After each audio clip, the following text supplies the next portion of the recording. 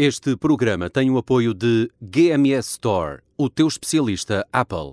Se adoras o iPhone, vais amar o Mac.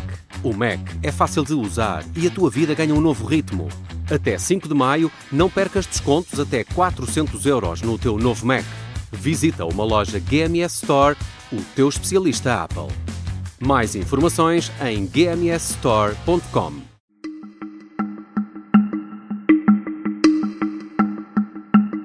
Esta é a história do dia da Rádio Observador. As diferenças entre as propostas da AD e do PS.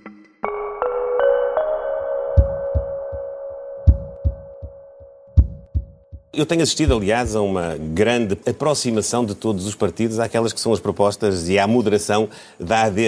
Há uma certa montenegrização do pensamento político dos partidos da oposição. Basta ver aquilo que diziam sobre imigração, aquilo que diziam sobre segurança, aquilo que diziam sobre economia, sobre política fiscal. Nós temos que encarar o tema da segurança com serenidade e não instrumentalizarmos a segurança para fins de demagogia política, como temos assistido, nomeadamente pela extrema-direita, mas não apenas pela extrema-direita.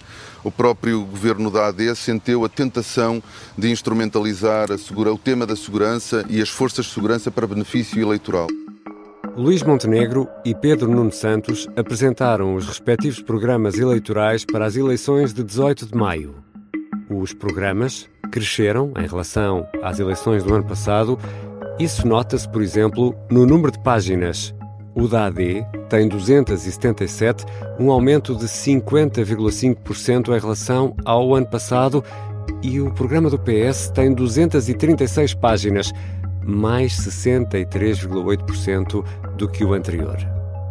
Mas haverá muitas diferenças entre os dois programas?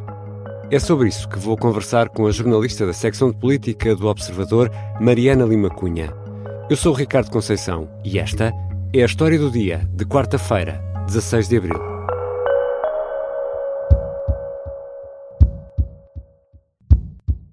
Bem-vinda, Mariana. Olá, Ricardo. Este é um daqueles episódios em que se impõe dizer aquela frase: a escuta deste episódio não dispensa a leitura do especial assinado por Alexandre Machado, Miguel Santos Carrapatoso e por ti, Mariana Lima Cunha, que está disponível no Observador. Eu aprovo esta mensagem. Exatamente. Há uma convergência de temas centrais nos programas eleitorais. A diferença estará no caminho para chegar aos objetivos, Mariana, é isso? Em muitos casos, sim. Nós podemos dar aqui uns exemplos rápidos. Nos impostos, por exemplo, há uma redução de impostos das duas partes. Uns preferem impostos diretos, outros indiretos no caminho para essa redução. Na habitação é uma evidência para todos que falta oferta no mercado, mas também não é da mesma maneira que se encontra a solução para isso, tanto para arranjar financiamento como para a construção. Nas contas do Estado, aí sim, há diferenças de fundo nos cálculos e nas previsões que ambos os lados fazem. A AD é bastante mais otimista do que o PS na evolução da economia portuguesa. E depois temos, em temas tão centrais como, por exemplo, a saúde, de novo, reconhecimento das mesmas prioridades, mesmos problemas de que estamos sempre a falar, não é? Os médicos de família, as listas de espera, mas há uma aposta maior nos privados do lado da AD. E na imigração também há uma aproximação clara, enfim, neste último ano, embora a AD tenha soluções bastante, diria que mais específicas para regular e controlar a imigração. Ora bem, e para chegar a todos esses objetivos é preciso dinheiro. Portanto, vamos começar a falar de impostos, de receita. O que é que propõem a AD e o PS? Portanto, a AD e o PS de facto vão buscar dinheiro a sítios diferentes, como estavas a referir. A AD o que faz é apostar mais nos impostos diretos. Esta de facto é a principal diferença, não é só em questão de impostos, eu diria que talvez em toda a estrutura do programa. Para a AD, os impostos diretos é o que importa reduzir para chegarem não só ao bolso das pessoas como das empresas. Portanto, aqui estamos a falar do IRS, é uma redução de 2 mil milhões ao longo de toda a legislatura. E do IRC, neste caso com um foco maior nas PMEs, a redução do ano passado era transversal, desta vez consegue ser ainda mais pronunciada para as PMEs, que chegam aos 15%. O PS pensa nos impostos indiretos, portanto desiste de reduções de IRS este ano, vai ao IVA da energia, que é uma batalha antiga e que ainda não chegou a uma redução mais significativa, e ao IVA zero quer continuar a aplicar-se aos bens essenciais, como chegou a acontecer na sequência da pandemia. Ora bem, portanto, há aí um corte na receita, uma vez que há uma baixa de impostos, quer nos diretos, quer nos indiretos, mas para fazer coisas é preciso dinheiro e é preciso, também com estas promessas todas, eu imagino que haja um aumento da despesa. Ora, Mariana, explica-me lá como é que se faz esta coisa de ter menos dinheiro a entrar, mais dinheiro a sair e as contas ficam todas bem. Eu não posso dizer que seja propriamente uma ministra das Finanças. Não eras ministra das Finanças ou mesmo primeiro-ministro. Mas vou tentar. Há aqui promessas de contas certas. Aliás, nós temos sempre a discussão, por exemplo, de quando se reduzem impostos, seja para as empresas, seja para os consumidores, de que, de facto, depois o consumo ou a maior liberdade que as empresas têm, por exemplo, em teoria, falta passar à prática, mas em teoria, para aumentar os trabalhadores, para investir na sua atividade, tudo isso pode aumentar o consumo e, portanto, e aumentar a atividade económica e contribuir para o crescimento económico, ou seja, existe essa linha de pensamento. Segundo a qual a própria redução de impostos pode acrescentar à receita. Agora, o que continua a haver é, de facto, promessas, pelo menos teóricas, de contas certas dos dois lados. Desde que António Costa cunhou o termo no geringonça e no pós-geringonça, que os partidos não largaram, e temos assistido a essa batalha pela bandeira das contas certas. Aliás, não é por acaso Luís Montenegro veio logo acenar com o papão do déficit, quando o PS previu que haveria déficit no próximo ano, veio logo falar em José Sócrates, em aventureirismos, em ser a opção responsável, tentando, enfim, que o PS deixe de ter a tal bandeira que António Costa conseguiu conquistar quando, enfim, se autoproclamou ali o pai das contas certas. Portanto, o que temos neste momento é um PS mais pessimista, prever déficit no próximo ano, e uma AD que nem admite que isso possa acontecer e que prevê um crescimento muito mais otimista do que qualquer instituição. E já que falamos de contas, o que é proposto, por exemplo, para salários? Nós aqui temos um ponto de convergência.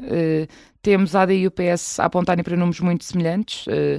A AD fala num salário mínimo de 1.100 euros em 2029, quando a legislatura acabar. 4 anos. O PS, exatamente, o PS fala em 1.100 euros. Isto, como nós sabemos, é das únicas coisas que podem decretar-se no que toca a salários e, portanto... Exato. Ambos apontam para um salário médio de 2.000 euros no fim da legislatura, mas é preciso criar condições para que isso possa acontecer.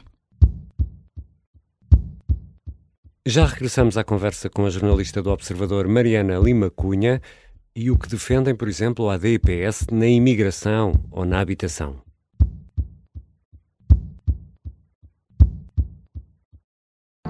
Um passo em falso seria algo demolidor. Esta é a história de Jorge Jardim, o agente secreto que parecia um simples homem de negócios, mas liderou missões perigosas em todo o mundo. Tentou criar um país e foi pai de um clã de mulheres aventureiras. As chefias militares achavam que ele tinha poder a mais. Episódio 5. Vamos fazer um golpe de Estado. O Misterioso Engenheiro Jardim é uma série para ouvir em 6 episódios e faz parte dos Podcast Plus do Observador. É narrada por mim, Lourenço Ortigão, e tem banda sonora original dos HMB. Os Podcast Plus do Observador têm o apoio da Kia. Estamos de regresso à conversa com Mariana Lima Cunha, jornalista da secção de política do Observador e aqui porta-voz de um trabalho realizado por 3 jornalistas. Mariana, um dos grandes problemas que nós enfrentamos nesta altura é a habitação. Tanto a AD como o PS prometem remédios para este problema. São os mesmos remédios? São diferentes? Há um ponto em que ambos estão de acordo, que é preciso urgentemente aumentar a oferta do parque habitacional público para conseguir que, enfim, o mercado arrefeça e que os preços baixam. A maneira como isso é feito é diferente e há, aliás, algumas nuances que têm a ver, por exemplo, com o facto de o PS ter passado este ano a criticar medidas da AD como as isenções de impostos para a compra da primeira casa, para os mais jovens, e agora não os revoga, porque talvez por ter noção de que são medidas populares e, portanto, essas ficam nos programas. Como é que isto se faz? Há, por exemplo, uma redução no IVA da construção, que passa para 6%, mas, e voltamos aqui às nuances, o PS prevê que isso seja feito para casas com custo acessível, portanto a AD não faz não impõe essa restrição. E temos depois caminhos diferentes também no arrendamento. A AD, de forma um bocadinho vaga, fala em rever as contra-reformas que aconteceram durante o tempo do PS no poder, e o PS continua a falar numa limitação da atualização das rendas, não é propriamente um controle num teto às rendas, mas é controlar o quanto podem subir para tentar que, enfim, os preços não fiquem incomportáveis. E depois temos aquele problema crónico que também nos preocupa a todos, a saúde. É um problema crónico com diagnósticos, enfim, iguais e iguais há muitos anos. Ambos voltam a concentrar-se tanto nos médicos de família, nas listas de espera para cirurgias e consultas. Portanto, andamos a repetir a mesma conversa há muito tempo. Neste caso, a AD aposta mais em modelos com privados, seja nas unidades de saúde familiar do tipo C, que são centros de saúde privados na prática, nas parcerias público-privadas. O PS também admite alguns modelos mistos para tentar reduzir problemas, lá está, como as listas de espera, mas tem, enfim, uma vertente que a AD não tem, que é reforçar aquele programa da dedicação exclusiva dos profissionais no SNS, tentar valorizá-los mais para que eles optem, porque isto é um programa voluntário, por ficar mais no SNS e menos nos privados. E claro, também temos de falar de imigração, que é um tema que está na ordem do dia. Sim, até porque é um tema em que os programas se aproximam mais. O do PS é bastante mais vago, ou seja, o que nós percebemos é que tem objetivos mais parecidos agora com os da regulação da imigração e do controle, aliás, de entradas, e uma aposta grande, no caso do PS, na documentação, assegurar, aliás, que toda a gente tem documentos depois da confusão que foi o processo de regularização na AIMA, e na integração dos imigrantes. Já o PSD volta a insistir na criação de uma polícia de fronteiras, que foi chumbada no Parlamento este ano, em alterações à lei da nacionalidade e também em limitar os atestados que são emitidos pelas juntas de freguesia, atestados de residência, que muitas vezes podem ser alvo de fraude e de abuso. Nós aqui olhamos para alguns pontos dos programas eleitorais da AD e do PS, os dois principais partidos, e que neste caso coligação e partido que concorrem às eleições de 18 de maio. Mariana, o trabalho é muito mais extenso e muito mais profundo, o trabalho que está disponível no site do Observador é muito profundo sobre estas matérias. Podemos dizer que há mais o que os separa do que o que os une? Diria que naturalmente sim, embora seja verdade, e aqui vou recuperar uma expressão que Luís Montenegro utilizou num debate esta semana. É que nós ouvimos no arranque deste episódio. Exatamente, que dizia que havia a montenegrização em curso. Eu não direi tanto, não parece que seja uma mudança centrada na figura do Primeiro-Ministro. O que existe de facto é uma viragem do eixo à direita e uma preocupação com novos temas, como é o exemplo da imigração e já agora da defesa, em que há uma aposta, por exemplo, na indústria da defesa, que é comum aos dois. A AD tem metas mais específicas, como os 2% do PIB em defesa, mas, enfim, os objetivos passaram a ser comuns em muitos dos temas bandeira, que foram bandeira o ano passado e que vão continuar a ser até por causa do contexto internacional, das novas incertezas, e, portanto, é verdade, lá está, não direi que é uma montenegrização, mas há uma aproximação dos programas que, se calhar, durante muitos anos, por exemplo, os anos da geringonça, seria impossível encontrarmos tantos pontos em comum entre dois partidos que naturalmente têm de apresentar propostas diferentes e, portanto, apesar de todas as diferenças, é interessante constatar isso nestes programas.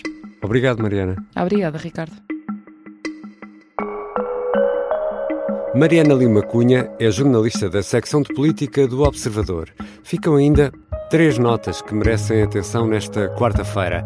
Prossegue a ronda de debates políticos. Às 9 da noite, Nuno Melo frente a Joana Mortágua. Como Montenegro não vai, o Bloco envia Joana e não a líder, Mariana, para a RTP. Às 10 da noite, André Ventura senta-se frente a frente com Paulo Raimundo na CNN. E agora, para algo totalmente diferente, o Supremo Tribunal Britânico decide esta quarta-feira em Londres o que é uma mulher aos olhos da lei. É uma resposta a uma ação movida por uma organização chamada For Women Scotland, que defende que os direitos e deveres definidos com base no género devem ser aplicados apenas a quem nasce mulher, ou seja, não incluir cidadãos transgénero. A decisão do Supremo Britânico terá efeitos na Escócia, Gales e Inglaterra. A tarefa anterior deste tribunal foi definir o que é sexo aos olhos da lei. E só mais uma nota: hoje é um dia importante para quem, como eu, depende dela para trabalhar. Hoje é o Dia Mundial da Voz. E esta foi a História do Dia, com sonoplastia de Bernardo Almeida, música do genérico do João Ribeiro. Eu sou o Ricardo Conceição. Até amanhã.